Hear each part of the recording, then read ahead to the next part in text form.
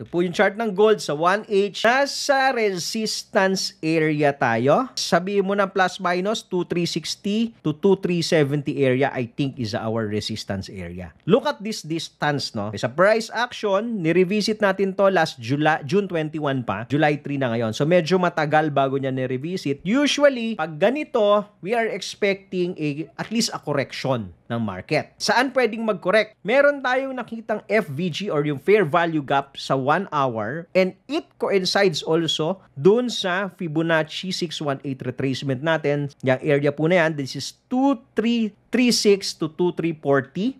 That also coincides sa ating breakout point.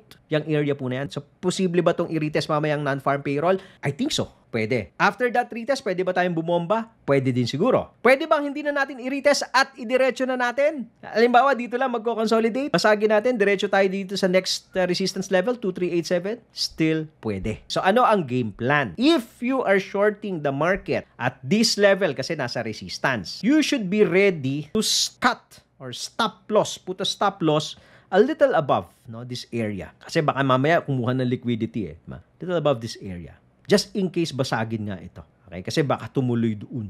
Ngayon, pag tumuloy, you go long all the way here. Switch your bias. Ngayon, kung successful ka naman, you're shorting the market at the resistance area, pwede mong lagariin muna dito sa box na to until hanggang bago mamayang gabi, pwede mong lagariin. Hanggat hindi lumalabas dito sa box na yan, 2350 to 2363.